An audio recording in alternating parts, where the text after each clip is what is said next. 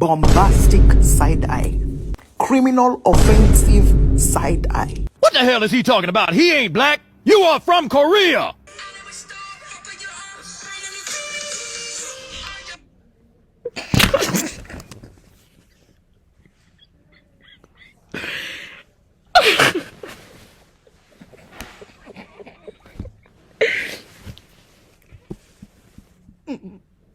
So, Jimin just released Set Me Free Part 2, his first pre-release track from his album, and boy was it disappointing to say the least. Now for those of you that don't know, Suga has a song in his mini album that was released a few years ago called Set Me Free. So obviously I thought Jimin was making his own version / remix continuation to the song, but apparently he wasn't. In an interview with Consequence, he says there isn't a connection, and we weren't trying to divide part 1 or part 2. But since it turns out my song talks about freedom and moving forward, and his song talks about some of the stories that come before, I thought it would be good to come after that. Well, he should have stated that before he actually released the song, like it would have been nice to clarify that before teasing and releasing the track. Like I'm over here thinking Set Me Free Part 2 is about to be a nice little slow song like the original, but it was the complete opposite. Anyways, before we talk about this song, let's talk about the music video and the choreography. Starting off first with the music video.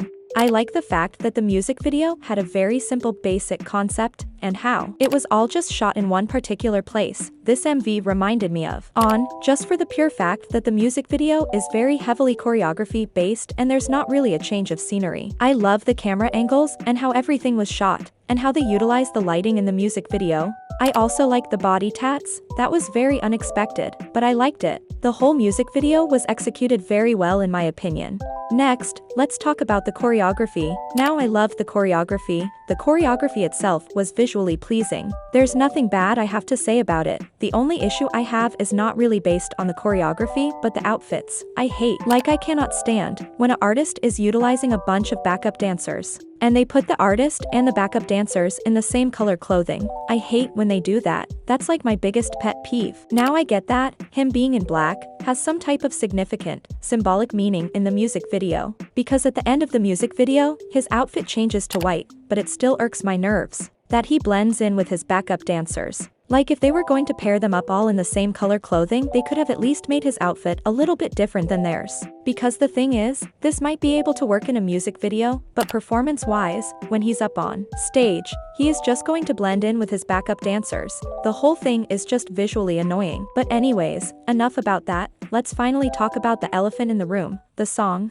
Off the back, the first verse of the song caught me completely off guard because of his voice. I want Jimin to never use that tone of voice to sing ever again. The first verse of the song was so unbearable to listen to. Like talk about a horrible way to start off a song, and just when I thought it couldn't get any worse, he says, "I never stop. F all your ops." I honestly almost clicked out of the song after I heard that. What is the obsession with K-pop idols? Misusing AAVE. This lyric doesn't even make sense in the context it's being used in. Like it has zero correlation to what he was even talking about. This is equivalent to when Jungkook said, "Can I someday finna find my time?" Or when Lisa said, "You gone finna catch me." My thing is, if you are going to go out of your way to use AAVE, African American Vernacular English, in your songs, especially when you don't speak that way or use that terminology in your everyday life, then the least you could do is use it right.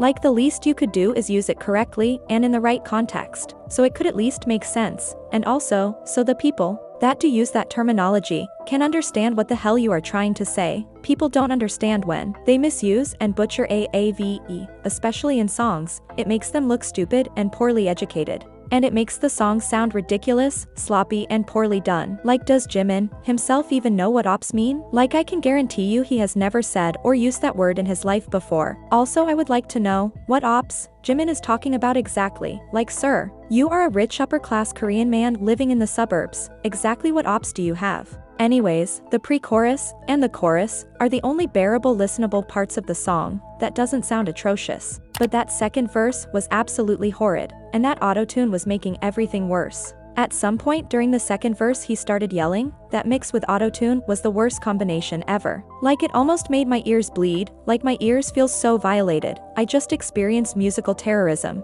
We gotta start throwing artists in jail for making these diabolical songs. All in all, this song was egregious, most definitely not his best work. but I still have a little hope that the rest of his songs in his album sound decent, and that this song was the only experiment gone wrong. But in the meantime, I'm going to put my expectations very low because I was really looking forward to his album. I like a lot of his solo songs in BTS albums, but after this musical disaster I just heard, I honestly don't know what to expect anymore.